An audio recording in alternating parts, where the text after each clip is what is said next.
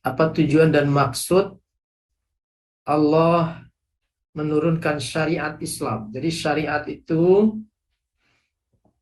dimaknai dengan agama itu sendiri, Islam itu, ya.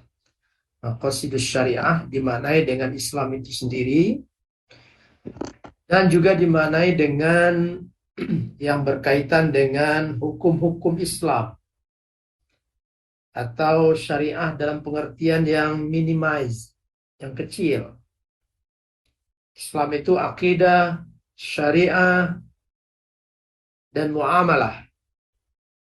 Ada syariah pengertiannya Islam secara keseluruhan, ada syariah pengertiannya adalah hukum-hukum dan amalan ibadah secara spesifik.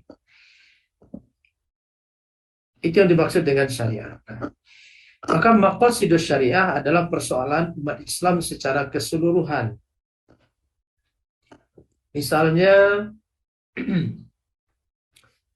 apa tujuan dari Allah mensyariatkan salat? Apa tujuan Allah mensyariatkan puasa? Tujuan Allah mensyariatkan haji. Nah, apakah itu hanya pembahasan syariah yang sempit atau pembahasan syariah secara general, secara umum? Nah, tentu mencari makna, mencari maksud dari ajaran-ajaran Islam itu adalah kepentingan kita semua. Kepentingan kita di bidang akidah, di bidang ibadah, di bidang hukum, di bidang muamalah, dan seterusnya. Banyak perintah Allah yang berkaitan dengan atau menyangkut atau menyinggung tujuan tertentu. Oleh karena itu, di awal-awal, sebelum dirumuskannya maqasidus syariah sebagai ilmu, ulama-ulama kita telah menulis dengan pembahasan yang berbagai macam. Ada yang menulis tentang ilalus syariah, ilalul ahkam wa ilalul fiqh. Kalau sudah ilal syariah, itu memang lebih spesifik kepada hukum-hukum syariah yang minimize tadi. Tapi misalnya buku tentang mahasinus syariah.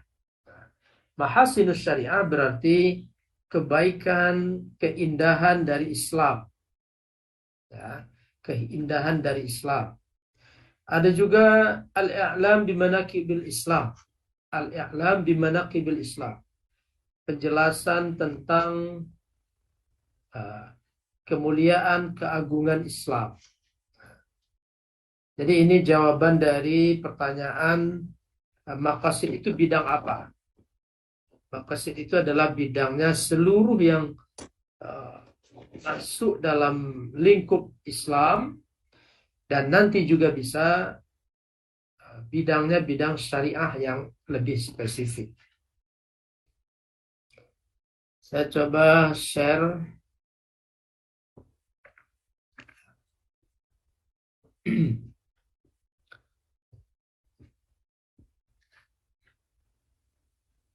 Berikutnya, kenapa jiwa atau kalbu berada di nomor 2?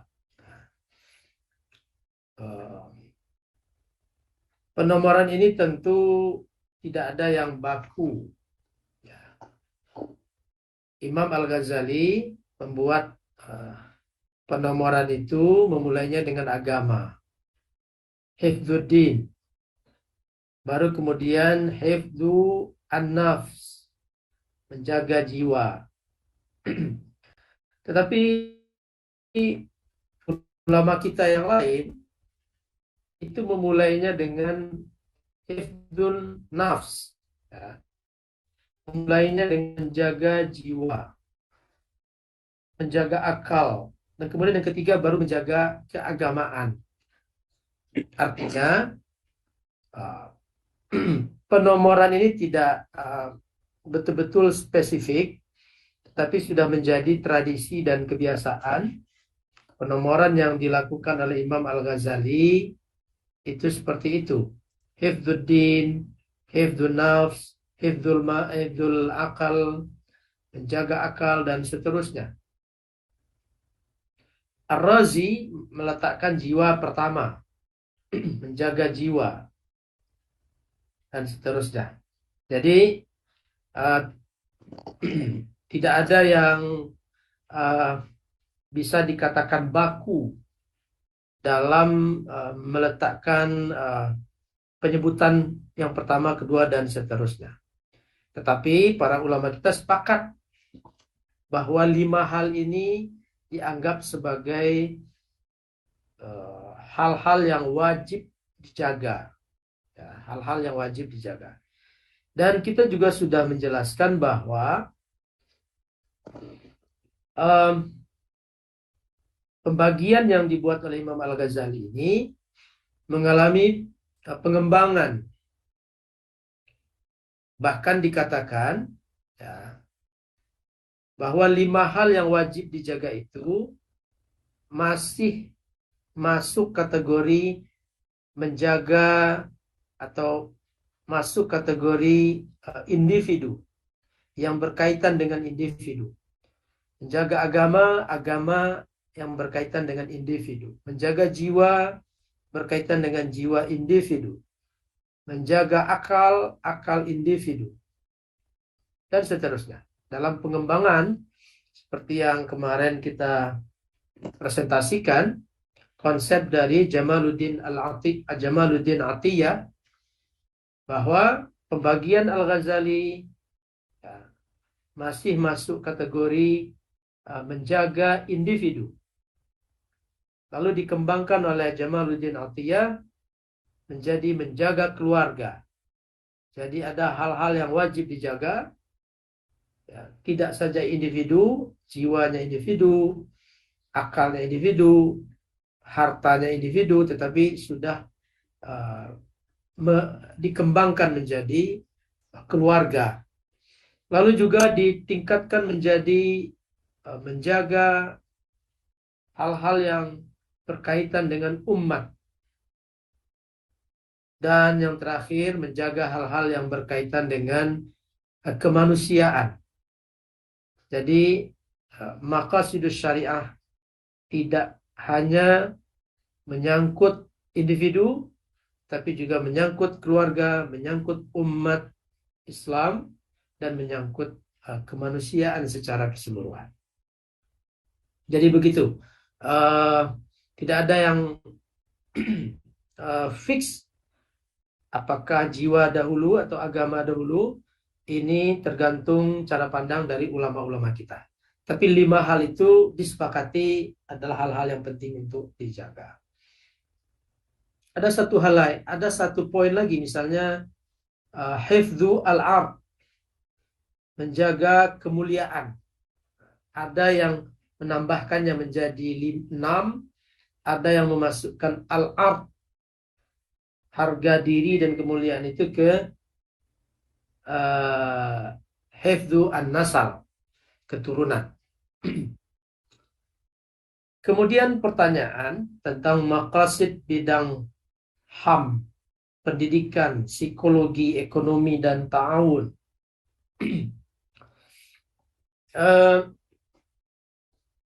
Sebagai sebuah disiplin ilmu yang baru, jadi kita katakan bahwa sebagai satu ilmu, maqasidus syariah itu baru sempurna di abad ke-21, ya, ke abad ke-21 atau abad ke-20 di tangan Muhammad Tahir Ibn Ashur, ya, dan juga dikembangkan oleh tokoh Alal Al-Fasi Al-Fihri. Tentu mengambil kaidah-kaidahnya dari ulama-ulama terdahulu, terutama 5 ulama yang kita pernah sebutkan. Pertama Imam Al-Juwaini, lalu Imam Al-Ghazali, lalu Azzuddin Abdus Salam, Al-Aziz bin Abdus Salam, lalu Asy-Syatibi, Abu Ishaq Asy-Syatibi, kemudian di tangan Muhammad Tahir bin Ashur, ilmu maqasidus syariah ini menjadi sempurna. Ya. Nah, tugas ulama memang mencari maqasid, tujuan agama di bidang hak asasi manusia, pendidikan, psikologi, ekonomi, dan juga kerjasama, ta'awun. Nah, metodenya adalah metode istiqra'i, metode induksi, mencari rumusan-rumusan dari ayat-ayat, hadis-hadis, dan ijma. Ya. Lalu dirumuskan konsep-konsep. Nah, ini tentu belum sempurna, karena bidang-bidang ini sangat luas sekali. Bidang HAM misalnya, bidang hak asasi manusia, kaitannya dengan nomor 6, bagaimana menghilangkan nyawa manusia. Islam sudah menggariskan bahwa membunuh seorang manusia sama dengan faka'an nama qatalan nasa jami'an. Membunuh seorang nyawa sama dengan atau seakan-akan membunuh manusia secara keseluruhan. Maka yang diambil dari ayat itu, tidak boleh ada satu tindakan pun yang mengambil nyawa manusia tanpa hak, bidunil hak. Apa maksudnya bidunil hak itu? Maksudnya adalah membunuh dengan alasan yang dibenarkan. Ketika perang, boleh membunuh musuh. Ya. Ketika melakukan qisas, itu boleh membunuh orang. Tapi di luar itu tidak dibenarkan membunuh orang. Nah, itu berarti illa bil haq itu, dengan cara yang hak itu adalah sesuai dengan kaidah-kaidah. Menghilangkan nyawa manusia dengan alasan apapun ya, yang tidak dibenarkan, itu adalah seperti membunuh manusia secara keseluruhan. Maka ini harus menjadi perhatian. Harus ada turunannya. Ya. Dalam bentuk mungkin undang-undang positif, ya,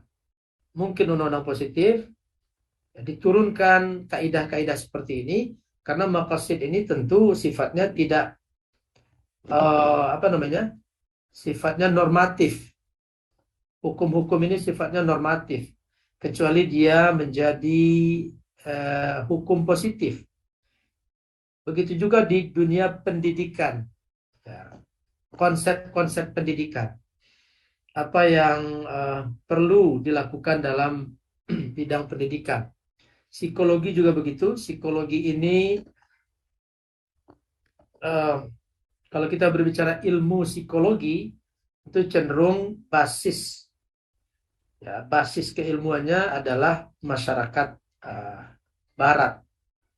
Ya. Nah, sekarang ada upaya merumuskan psikologi Islam.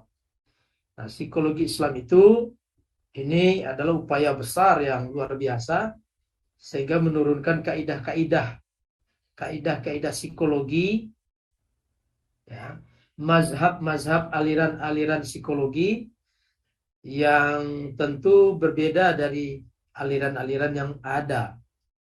Nah, ini upaya-upaya yang masih terus dilakukan oleh para tokoh, para ulama di bidang ini. Ekonomi juga begitu. Ya, maqasidus syariah di bidang ekonomi. Ya, Allah menghalalkan al-bai' dan mengharamkan ar-riba. Ya, ar-riba adalah sesuatu yang satu pinjaman yang jara manfaatan. Pinjaman yang mensyaratkan kelebihan. Nah, ini para ekonom muslim tentu akan menggali lebih jauh, ya, ekonomi dari sisi Islam, dan mengambil sandarannya dari maqasidus syariah. Begitu juga dengan ta'awun ad-dauli. Ada persoalan-persoalan yang misalnya menyangkut tentang hubungan antar negara. Bagaimana jika hubungan antar negara itu ya mengharuskan negara muslim memerangi saudaranya muslim yang lain. Nah, ini tentu perlu satu kajian maqasidus syariah di bidang ini. Dan sekali lagi sampaikan bahwa uh, ruang lingkupnya sangat luas dan masih terbuka kesempatan untuk merumuskan maqasid syariah di bidang-bidang yang lainnya. Kemudian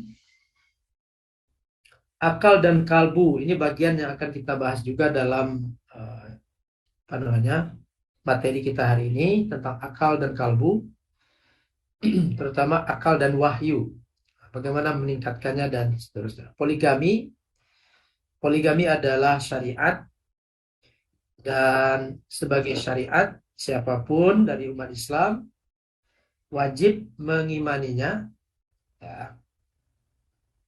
Dan tentu poligami itu punya syarat-syarat syar'i dan syarat-syarat aklinya. Ada syarat-syarat apa namanya religiusnya, dan juga ada syarat-syarat logisnya. Ya, poligami itu bukan apa namanya seperti rampasan perang. Poligami itu adalah satu syariat yang diberikan kepada umat Islam sebagai pintu keluar, jalan keluar dari berbagai kondisi yang dialami oleh manusia muslim. Ada agama yang melarang talak, sementara Islam memberikan jalan bahwa talak itu adalah dihalalkan di dalam Islam. Ya, talak itu dihalalkan di dalam Islam sebagai satu solusi dari persoalan-persoalan sosial. Ya, meskipun disebutkan abghadul halali indallahi at-talaq, seburuk-buruknya yang halal itu adalah talak. Tapi talak tetap punya dasar di dalam Islam sebagai sesuatu yang dibolehkan.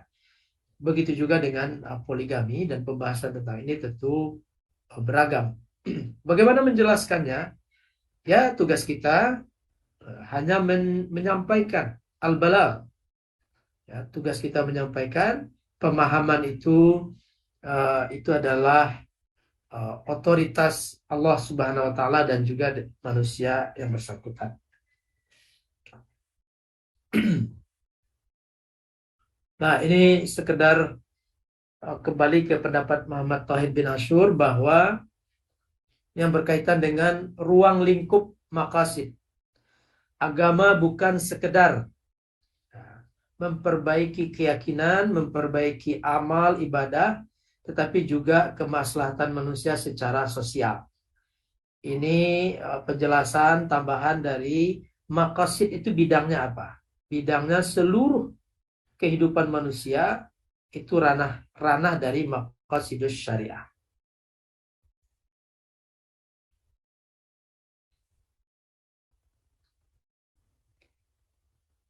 Oke, baik. Kemudian pada kesempatan ini kita mencoba membahas akal dan wahyu. Ini judul ini juga punya kesinambungan dengan judul-judul sebelumnya, dengan maqasidus syariah, dengan ayat-ayat muhkam dan mutasyabih, dengan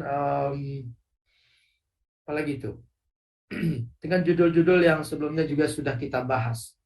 Akal dan wahyu seakan-akan dua hal ini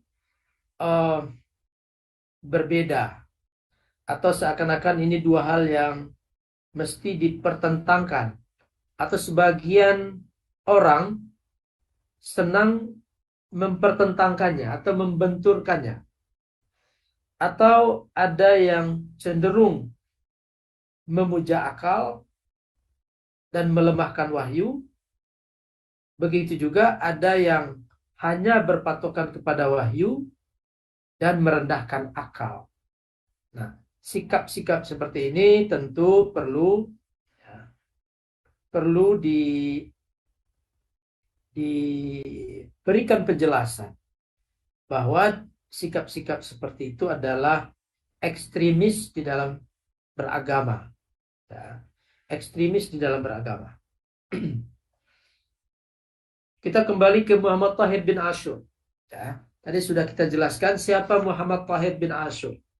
Muhammad Tahir bin Ashur adalah tokoh yang melahirkan ilmu maqasidus syariah. Jadi kalau konsep-konsepnya sudah muncul di zaman Syatibi dan bahan-bahannya telah ada sejak zaman Al-Juwaini, Al-Ghazali, Al-Aiz bin Abdussalam, ya, maka Muhammad Tahir bin Ashur adalah bidan yang melahirkan ilmu maqasidus syariah. Apa kata Muhammad Tahir bin Ashur? Salah satu maqasid dari ayat muhkam dan mutasyabih, ya, salah satu tujuan maqasid dari ayat muhkam dan mutasyabih, pertanyaannya kenapa ada ayat muhkam dan mutasyabih? Ya, maka tujuan dari adanya ayat muhkam dan mutasyabih itu adalah pertama, Islam adalah agama yang abadi sampai hari kiamat. Ya, agama yang abadi ini tentu memerlukan konsep solehun di kulli makanin wa zaman, cocok di setiap tempat dan di setiap waktu.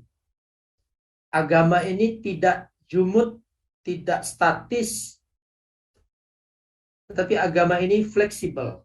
Agama ini dapat menjawab persoalan-persoalan yang berkembang. Maka adanya muhkam dan mutasyabih itu maqasidnya adalah pertama karena Islam ini agama yang abadi. Ya, tidak kaku, lentur, tetapi punya basis. Basisnya itu muhkam, ayat-ayat muhkam. Semuanya harus merujuk kepada ayat muhkam. Tidak ada yang boleh bertentangan dengan ayat muhkam. Dan mutasyabih. Mutasyabih yang menyediakan ruang untuk beristihad. Ya. Karena banyak ayat-ayat yang mungkin sebelumnya dianggap mutasyabih, tetapi sesungguhnya dengan perkembangan waktu, perkembangan teknologi yang dahulunya disangka mutasyabih ternyata tidak. Misalnya watarul jibal tahsibuha jamidatan wa hiya tamurru marras sahab. Dulu di zamannya para sahabat, para tabi'in atau generasi-generasi awal, ayat ini mungkin dianggap mutasyabih. Ayat ini artinya dan kamu melihat gunung seakan-akan gunung itu diam padahal dia bergerak. Pada masa tertentu ketika ilmu pengetahuan belum berkembang, ayat ini boleh jadi menjadi ayat yang dianggap mutasyabih atau ayat yang mubham, mutasyabih. Tetapi perkembangan zaman, perkembangan sains, ternyata memang lempeng bumi itu selalu bergeser. Dan gunung itu adalah bagian dari bumi. Dan tentu saja mengalami pergeseran. Sehingga ayat yang dikira mutasyabih ini, ya, pada masa tertentu, dengan perkembangan ilmu pengetahuan, dia tidak menjadi mutasyabih lagi. Nah, ini agama abadi, agama yang dasar-dasarnya kuat, ayat-ayat muhkamnya kuat, ayat-ayat mutasyabihnya memberi ruang untuk mencarikan jawaban dari persoalan-persoalan yang ada. Yang kedua, untuk menggerakkan ijtihad. Memotivasi para ulama untuk berijtihad. Ijtihad dalam berbagai hal. Menemukan hukum dan maqasid yang baru. Hukum-hukum yang baru. Muamalah selalu berkembang, ya, muamalah, relasi sosial kita berkembang, hubungan internasional juga berkembang, teknologi berkembang.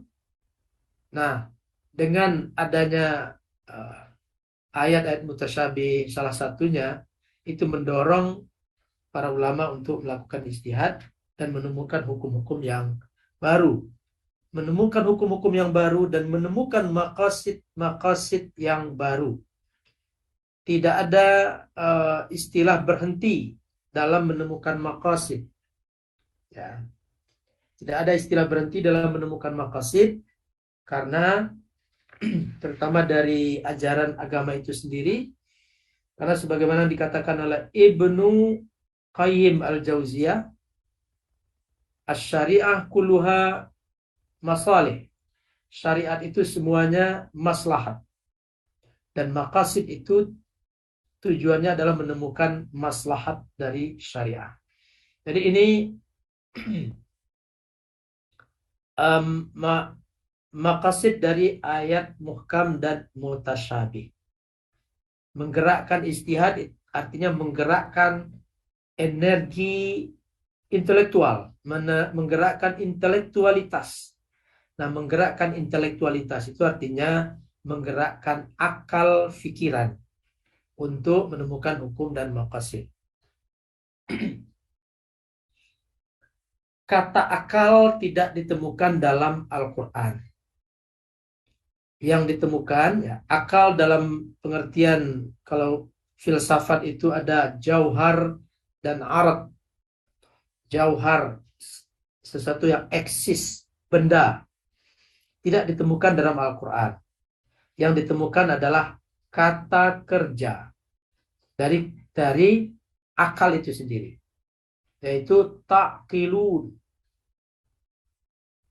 Nah, di luar ta'qilun itu ada kata-kata lain, ya, yang juga mengindikasikan pekerjaan apa yang kita kenal dengan akal. Tatafakkarun, berpikir, tanzurun, menganalisis. Lalu di Al-Quran juga ada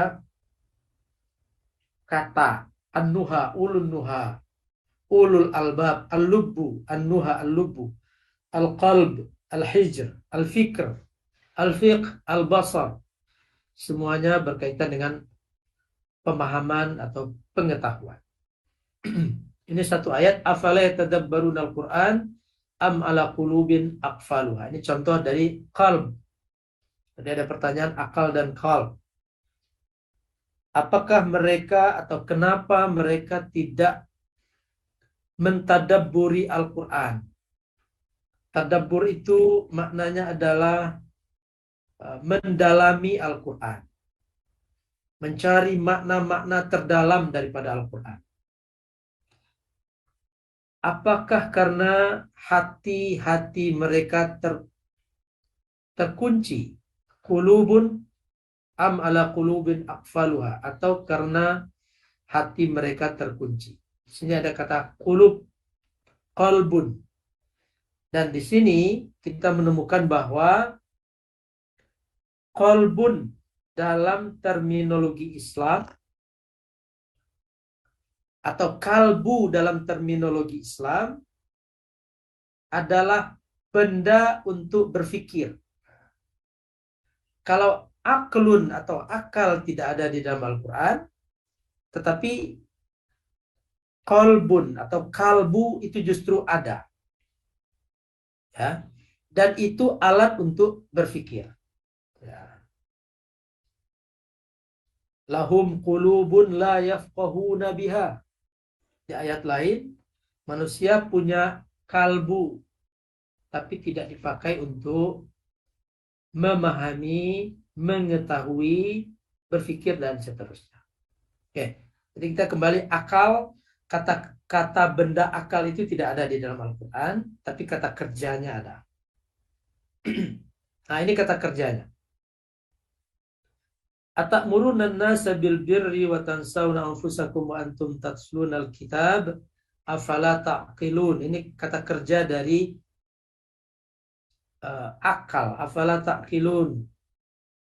Apakah kamu menyuruh manusia untuk berbuat baik sementara kamu tidak melakukannya, tidak menyuruh dirimu untuk melakukan kebaikan, dan kamu juga membaca Alkitab. Apakah kamu tidak berpikir? Jadi kata kerja berpikir. Apakah kamu tidak berakal? Kata kerja berakal yang ada di dalam Al-Quran.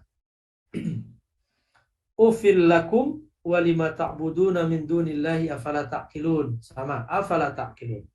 Kenapa kamu tidak berpikir? Kenapa kamu tidak berakal? Dan seterusnya. Apakah di sini orang-orang Yahudi dan orang-orang Nasrani yang disebutkan di dalam ayat ini tidak punya akal? Jawabannya tentu tidak. Maka afala taqilun itu punya makna lain. Tidak maknanya apakah kamu tidak punya akal, bukan begitu. Tapi proses memahami, proses melakukan sesuatu. Wa qalu law kunna nasma'u aw naqil. Ini juga ayatnya. Dan orang yang masuk neraka itu berkata, kalau kami nasma mendengar, aw naqil kami berpikir, maka kami tidak akan menjadi penghuni neraka sa'ir. Berikutnya hadis yang juga menunjukkan kata kerja berakal. Inna saliman yadkhulu alaina wa qad aqala ma ya'qilur rijal. Kata kerja aqala ma ya'qilur rijal. Ini bukan kata benda, tetapi kata kerja. Nah, ini penyebutan kata kerja di dalam Al-Quran dan di dalam hadis. Akal didefinisikan sebagai suatu pengetahuan elementer, al-badihi. Dalam bahasa Arabnya al-badihi. Pengetahuan elementer inilah yang memungkinkan seseorang mendapatkan perintah untuk beragama dan perintah untuk menjalankan agama, mukallaf. Kalau pengetahuan elementer ini tidak ada, maka seseorang tidak bisa menjadi mukallaf, orang yang diwajibkan untuk sholat, puasa, zakat, dan seterusnya. Diwajibkan berakidah yang benar. Kalau pengetahuan elementer itu tidak ada. Apa itu pengetahuan elementer? Beberapa contohnya adalah pengetahuan tentang bahwa satu itu lebih kecil dari dua. Pengetahuan tentang bahwa satu benda tidak mungkin berada di dua tempat. Ini pengetahuan-pengetahuan elementer.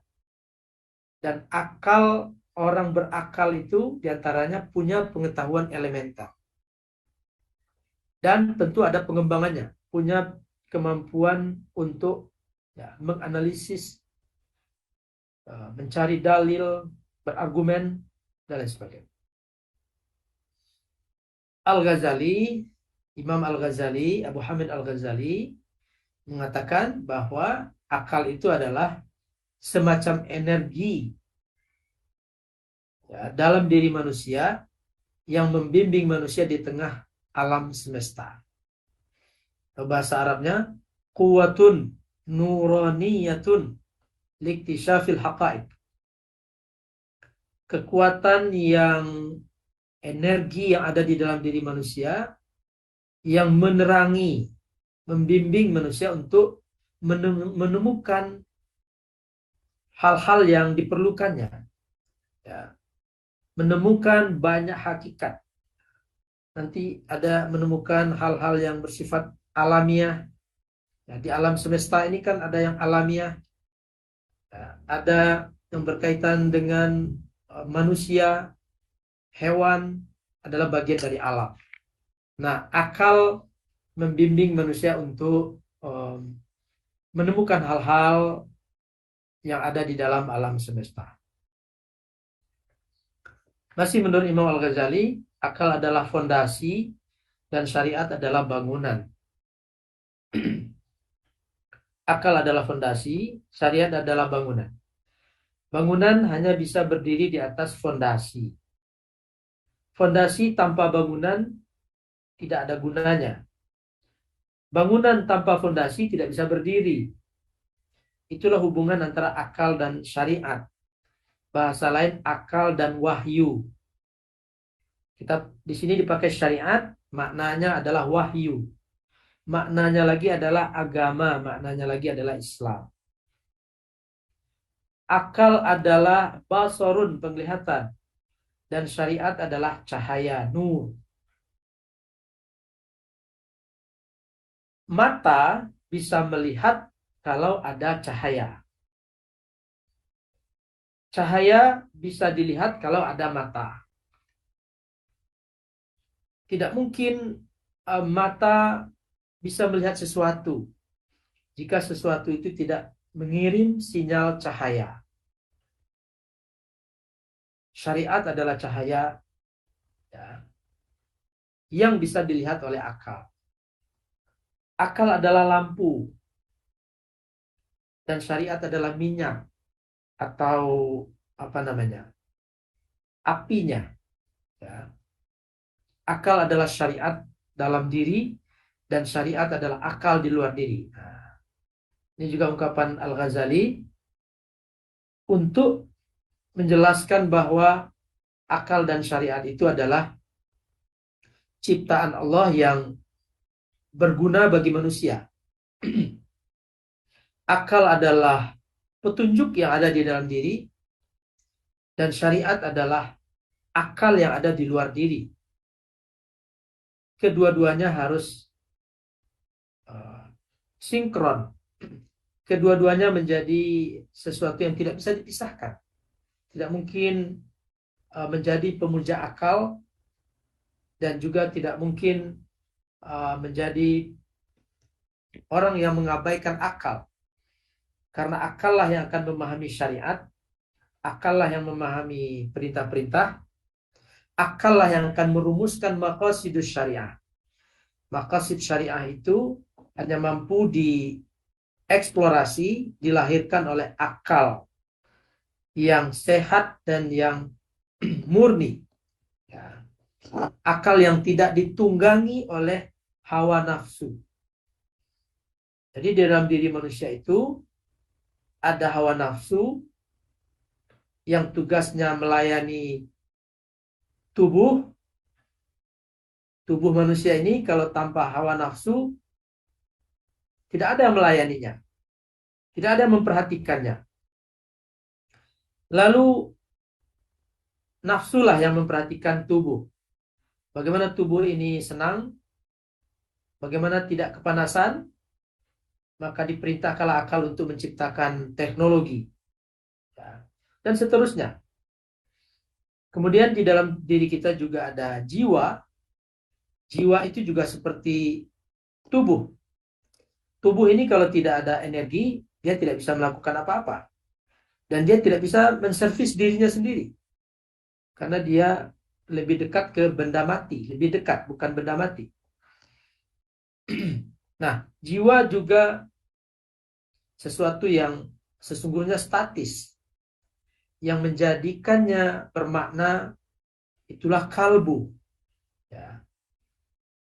Wa nafsin wa masawaha fa'alhamaha fujuraha wa taqwaha. Qad aflaha man zakkaha wa qad khaba man dassaha. Jadi ada pertanyaan tadi, akal dan kalbu. Ya. Kalbulah yang menghiasi. Kalbu itu bergerak. Nafsu itu bergerak. Tubuh diam. Jiwa juga diam. Kalbulah yang kemudian menghiasi jiwa. Menzakkaha. Kalau ada perintah dari kalbu kepada akal untuk mensucikan jiwa, maka jiwa tersucikan dengan aktivitas dan kegiatan-kegiatan. Kalau akal tidak memerintah, atau kalbu tidak memerintahkan itu, tetapi yang bekerja adalah nafsu, maka jiwa akan terkotori Jadi yang mengotori jiwa adalah perintah nafsu, yang mensucikan jiwa adalah perintah kalbu. Akal berada di tengah-tengah untuk mensuplai kedua-duanya. Jika akal tunduk kepada nafsu, maka sengsaralah jiwa. Jika akal tunduk kepada kalbu, maka bahagialah jiwa dan sedikit merana tubuh atau fisik. Nah, tentu perlu kehidupan yang ideal. Rasulullah SAW adalah manusia ideal. Bapak Ibu sekalian, ini definisi akal menurut Imam Al-Ghazali. Lalu wahyu adalah Al-Quran. Akal dan wahyu. Wahyu adalah Al-Quran. Al-Quran adalah kitabullah, firman Allah kepada Rasulnya melalui Jibril, juga melalui ilham, bisa langsung, bisa melalui Jibril.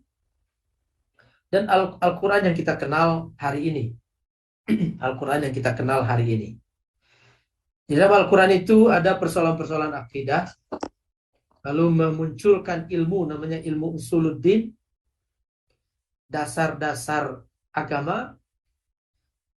Lalu ada persoalan-persoalan hukum, persoalan-persoalan ibadah, melahirkan ilmu usul fikih dan fikih. Lalu ada persoalan-persoalan kealaman.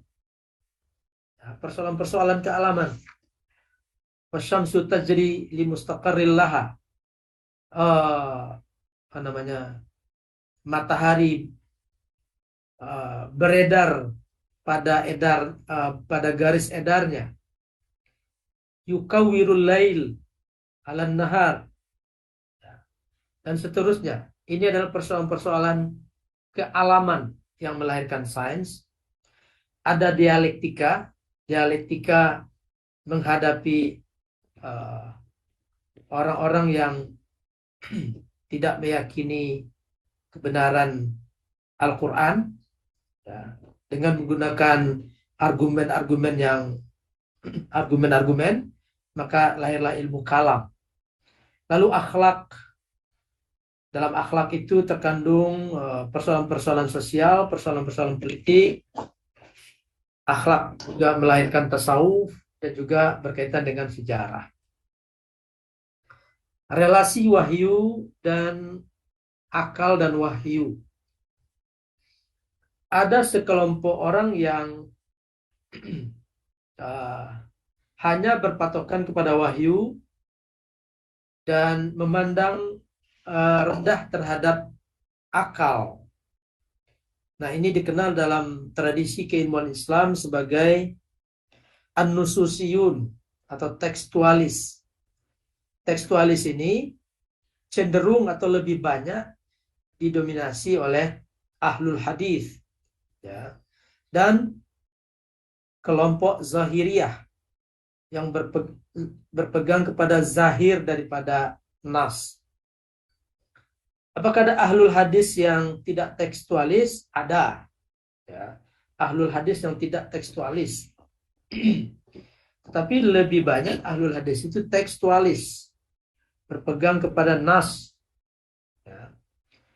Berlawanan dengan itu ada kaum rasionalis yang hanya atau mendahulukan akal dan kemudian memposisikan akal berada di atas wahyu. Ya, kalau yang pertama itu merendahkan dan meremehkan akal, yang kedua ini meletakkan akal di atas wahyu. Ini kelompok rasionalis. Para filosof Mu'tazilah, Qadariyah, ini adalah kelompok-kelompok yang lebih mendahulukan akal dan menyampingkan wahyu. Sementara yang diharapkan adalah terjadinya interaksi dan kolaborasi antara wahyu dan akal. Sebagaimana yang disebutkan oleh Imam Al-Ghazali tadi. Atau yang disampaikan oleh seorang faqih mazhab Maliki, Ibnu Rushd. Ibnu Rushd adalah faqih, qadil qudah, pemimpin para kadi, para hakim, ya, di kerajaan, kalau tidak salah di kerajaan Al-Muwahhidin, ya, atau Al-Murabitin, antara Muwahhidin dan Murabitin.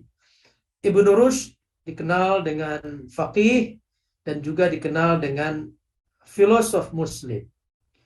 Salah satu bukunya yang sangat terkenal di bidang fikih adalah Bidayatul Mujtahid wa Nihayatul Muqtasid. Bidayatul Mujtahid ini menjadi buku rujukan di pesantren-pesantren di Indonesia dan menyajikan komparasi antar mazhab-mazhab fikih. Beliau qadi dan bahkan qadil qudah, imamnya para qadi, para hakim dari mazhab Maliki. Tapi kemudian kitab Bidayatul Mujtahid itu adalah fikih komparatif. Nah, apa kata Ibnu Rushd? Al-aqlu wal wahyu tau'aman, atau al-hikmatu wasyari'atu tau'aman. Akal dan wahyu itu seperti saudara kembar. Akal adalah persis seperti yang disampaikan oleh Imam Al-Ghazali, akal adalah wahyu yang ada di dalam diri manusia, dan wahyu adalah akal yang berada di luar diri manusia. Dua-duanya adalah anugerah Allah terbesar bagi manusia. Anugerah Allah terbesar bagi manusia. Wahyu tidak akan diturunkan kalau tidak ada media untuk menerimanya, yaitu akal. Akal tidak ada gunanya jika tidak ada cahaya dari wahyu. Nah, ini yang disampaikan oleh Ibnu Rushd sejalan dengan yang juga disampaikan oleh Abu Hamid Al-Ghazali. Kedua, wahyu dan akal ini harus berinteraksi dan berkolaborasi. Tidak ada yang perlu dihinakan.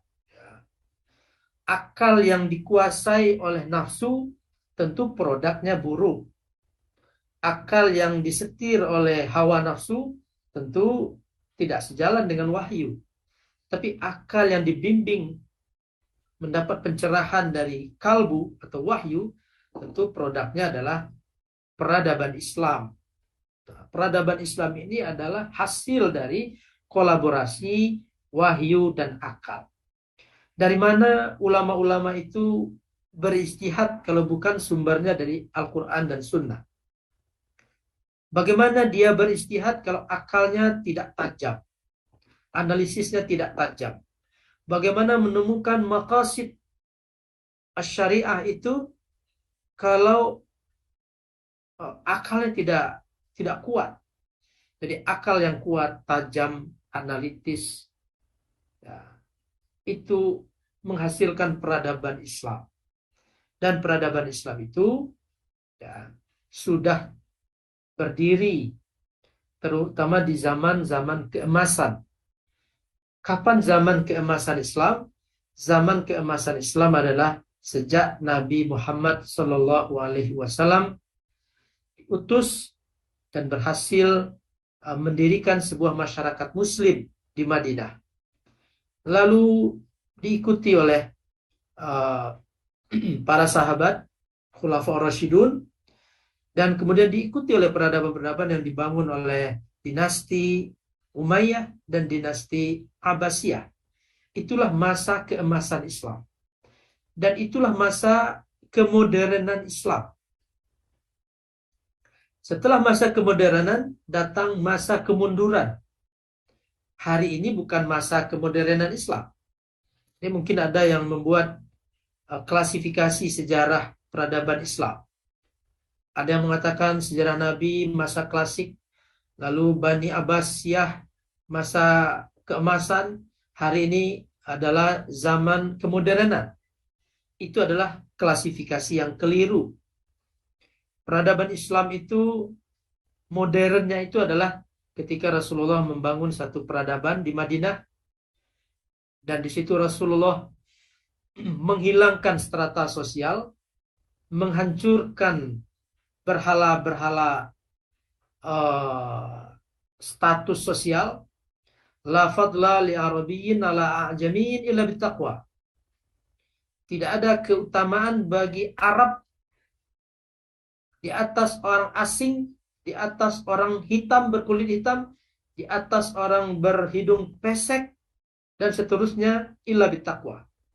Itu adalah sebuah penghancuran terhadap berhala bernama berhala strata sosial, yang hari ini dikenal dengan human right. Human right itu dirumuskan di tahun di abad ke-9, 1800-an sekian, atau mungkin abad ke-20, 1900-an sekian, baru dirumuskan human right. Sementara human right itu sudah ditegaskan di dalam Islam 1400 tahun yang lalu. Apa yang lebih modern daripada diakuinya hak-hak manusia secara setara? Peradaban mana yang lebih modern daripada memanusiakan manusia? Menjadikan manusia hamba Allah, tidak hamba raja-raja, hamba sultan-sultan, hamba penguasa-penguasa, hamba akal pikirannya, hamba produk-produknya, dan seterusnya. Jadi modernisasi telah dialami oleh peradaban Islam pada saat Nabi Muhammad datang.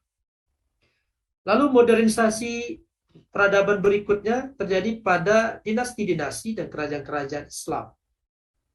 Munculnya ulama-ulama, manusia-manusia ensiklopedis, manusia-manusia yang ilmunya macam-macam, ya ilmu syariat, ya ilmu fikih, ya ilmu akidah, ya ilmu alam, ya fisika, ya kimia, dan seterusnya. Ya, itu adalah puncak dari peradaban Islam.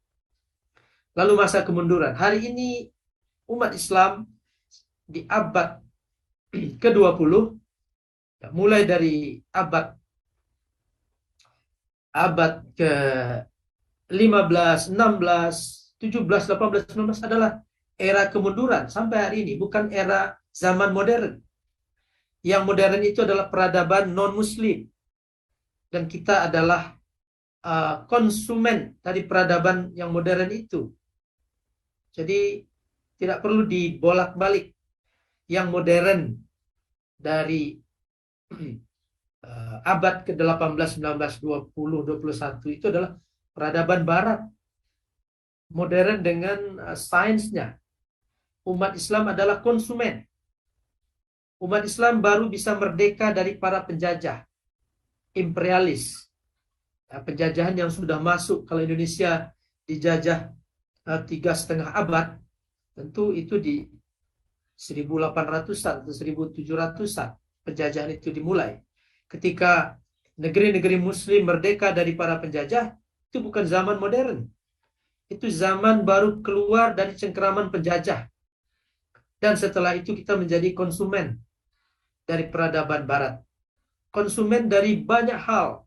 Sains, teknologi, cara berpikir, konsep pendidikan, konsep psikologi, konsep keilmuan, sejarah. Kita terima dari abad ke-18, 19, 20, 21 sebagai produk dari bangsa yang menang. Peradaban yang menang. Kita berada di bawah. Apalagi di abad 21 ini. Kehancuran negeri-negeri muslim. Jadi bukan periode modernisasi. Ketika kita terlepas dari penjajahan. Kita terlepas dari penjajahan fisik untuk masuk ke penjajahan yang lain. Penjajahan fisik ke penjajahan sains, ke penjajahan ekonomi, ke penjajahan teknologi, ke penjajahan politik. Ya. Ekonomi umat Islam di abad ke-19, abad 20 adalah berbasis ekonomi kapitalis. Ya. ekonomi kapitalis. Nah, inilah yang disadari oleh berbagai kalangan, termasuk Triple IT, menyadari ini dan kemudian berusaha membangkitkan umat Islam, mencoba menggerakkan umat ini dengan berbagai upaya. Salah satunya upaya Islamization of knowledge, Islamisasi ilmu pengetahuan, at-takamul al-ma'arifi, atau integrasi ilmu, dan seterusnya. Itu adalah upaya-upaya agar umat ini keluar dari penjajahan, untuk mencapai meraih peradabannya yang gemilang, peradaban gemilang yang pernah diraih sejak Nabi mendirikan sebuah, katakanlah dalam bahasa sekarang, sebuah negara di Madinah. Itu adalah peradaban kegemilangan, peradaban Islam, sampai kemudian jatuhnya khilafah, Abbasiyah, Umayyah, Abbasiyah, dan seterusnya. Nah, kolaborasi inilah yang melahirkan peradaban Islam. Kita kembali ke laptop. Imam Syafi'i mengatakan cara memahami Al-Quran adalah langsung melalui nas, melalui istidlal. Istidlal itu adalah melakukan analisis logis, kias, ya, salah satunya atau kedua-duanya. Nah, di sini Imam Syafi'i jelas bukan bagian dari kaum tekstualis, nususiyun, ya, karena beliau menganjurkan untuk berpegang teguh kepada nas, pahami Al-Quran dengan Al-Quran, atau Al-Quran dengan hadis, tetapi juga Al-Quran itu bisa difahami, didekati dengan analisis logis dan kias, atau istidlal, atau kedua-duanya. Nah, ini Imam Syafi'i ini contoh dari interaksi dan kolaborasi. Sebelum Imam Syafi'i juga ada Imam Malik. Sebelum Imam Malik juga ada Imam Abu Hanifah, yang dikenal dengan Ahlur Ra'i. Imam Abu Hanifah itu melakukan interaksi dan kolaborasi antara wahyu dan akal dengan metode-metode yang beliau rumuskan sendiri dan murid-muridnya merumuskan. Sejauh mana akal dalam hal ini adalah produknya adalah kias, sejauh mana kias itu dipakai. Tentu ada kaidah-kaidah sendiri. Ya, kias mana yang mungkin dipakai dan kias mana yang mungkin dijauhi. Ya. Nah, Imam Syafi'i adalah salah satu contoh dari interaksi dan kolaborasi antara wahyu dan akal. Dan kita ketahui bahwa Imam Syafi'i merumuskan kaidah-kaidah fikih, usulul fiqh. Dulu orang melakukan ijtihad, kias, menggunakan kias dengan memeras pikirannya tanpa kaidah-kaidah.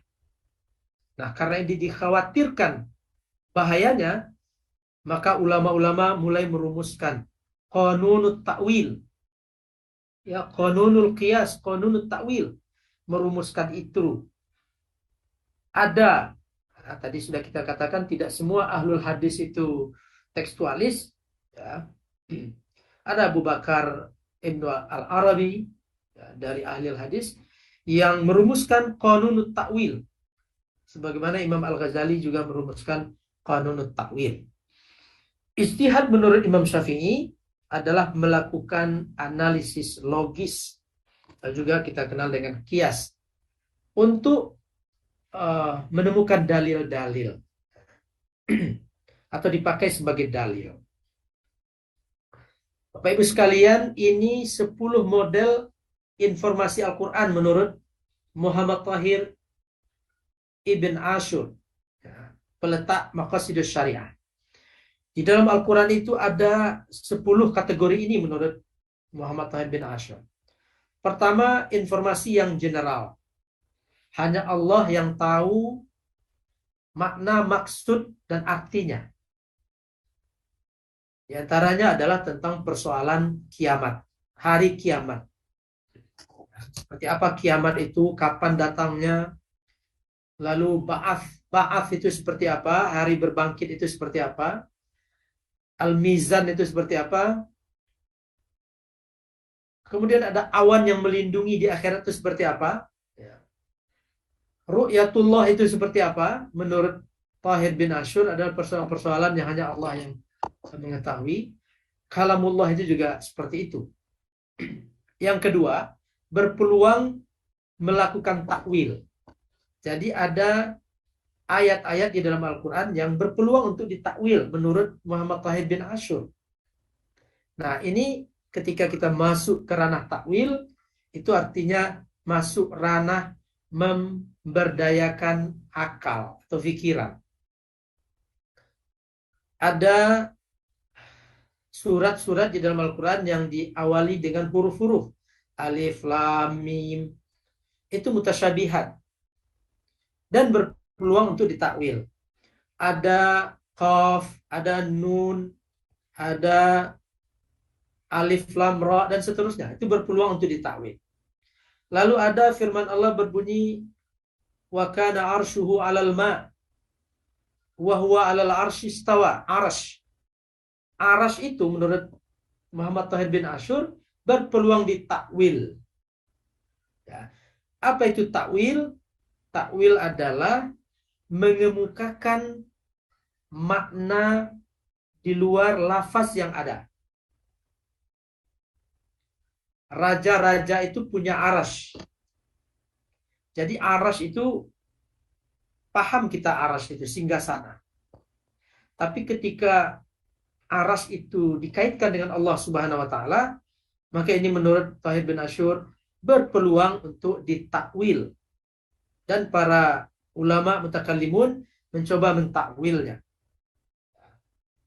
Kalau nususiun, sebagian nususiun mengatakan arash itu ya arash. Istawa. Allah duduk di arash. Jadi istawa itu artinya banyak, diantaranya duduk. Nah, kalau istawa itu duduk, berarti Allah menempati tempat. Oleh karena itu akan berbenturan dengan muhkamat, ayat-ayat yang muhkamat. Yang mutasyabih ini kalau diyakini bahwa Allah itu duduk di singgasananya, ya, kata duduk di singgasananya, maka itu akan bertabrakan dengan ayat muhkamat. Muhkamat itu Allah laisa kamitslihi syai'un. Allah tidak membutuhkan waktu dan ruang dan tempat. Tidak butuh tempat duduk, tidak butuh pindah dan seterusnya. Kemudian yang ketiga, makna yang abstrak. Ar-Rahman, Ar-Ra'uf, Mutakabbir, Nurus samawati wal ard. Itu makna-makna yang abstrak.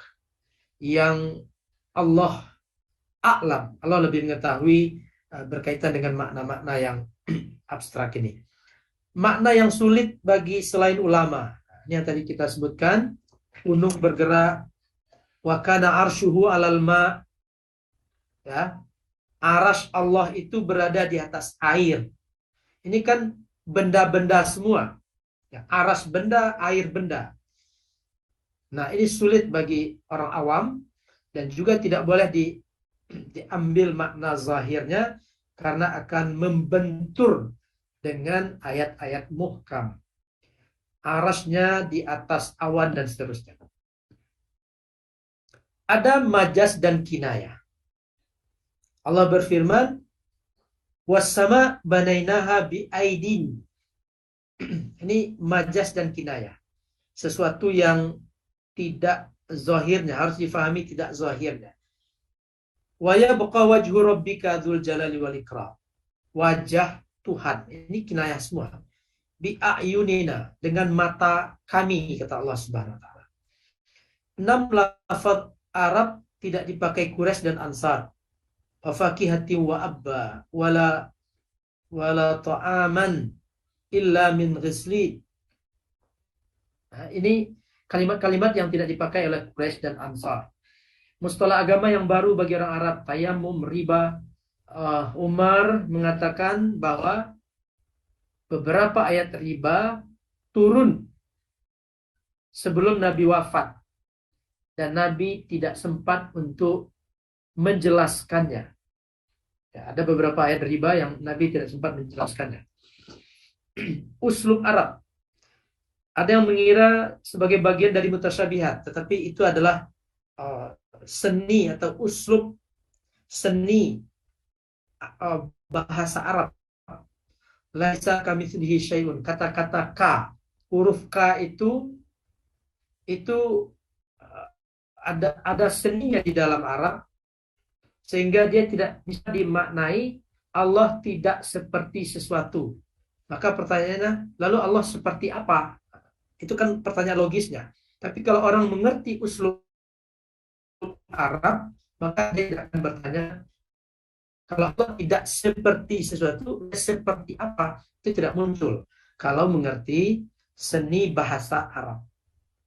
Kebiasaan yang dipahami sahabat tetapi tidak dipahami oleh tabi'in. Faman hajjal baita wa ya'tamara fala junaha alaihi at-tawafa. Ibnu Zubair berpendapat melalui ayat ini bahwa boleh saja tidak melakukan sa'i, ya, melalui pemahaman ayat ini.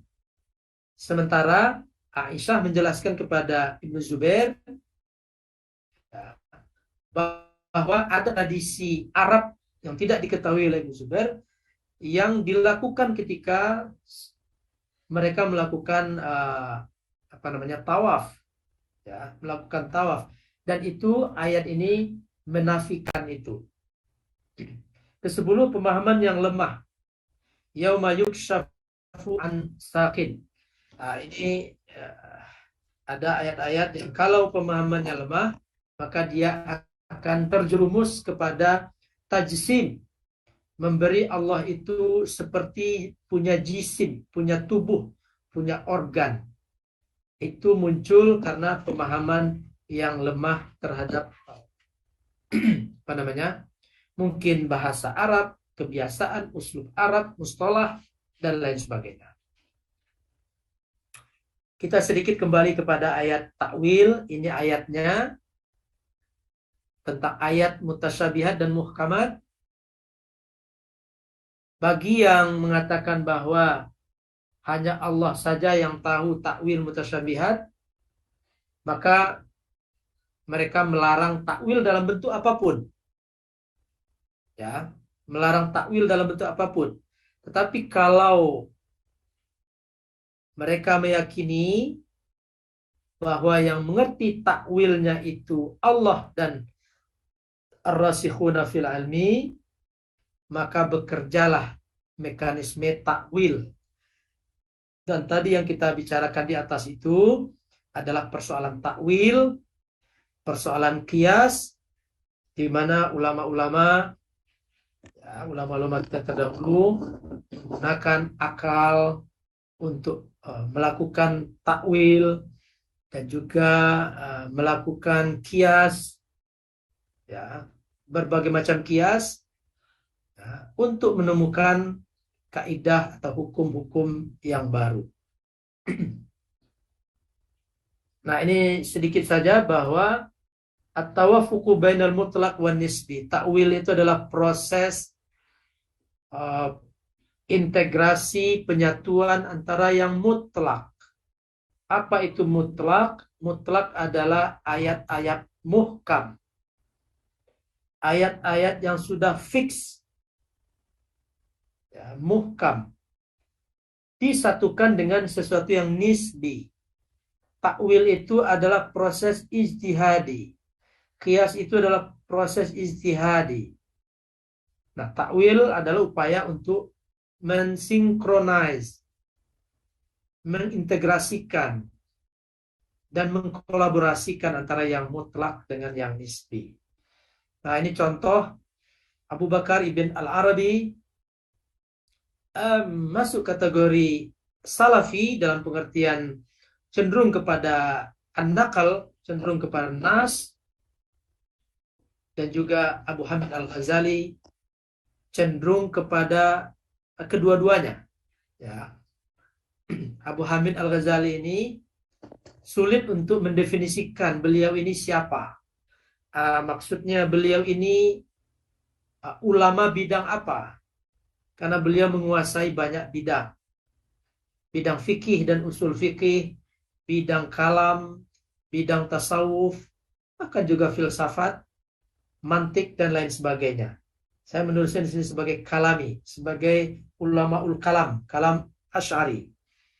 Abu Hamid Al-Ghazali Al-Asy'ari Asy-Syafi'i, Syafi'iyul madhab, dan Asy'ariyatul aqidah atau Asy'ariyatul kalam. Nah, dua ulama ini merumuskan namanya Qanunut Ta'wil. Bagaimana takwil itu yang sejalan dengan ruh asas-asas Islam atau sejalan dengan al-muhkamat. Ya, takwil yang sejalan dengan muhkamat, jadi bukan takwil yang sembrono. Begitu juga dengan qiyas, qiyas yang ada kaidah-kaidahnya. Dan tentu masing-masing sudah, ulama-ulama kita ini sudah membaca dan menemukan panduan-panduan dari ulama-ulama terdahulu, baik ulama-ulama mazhab yang empat dan ulama-ulama sebelumnya.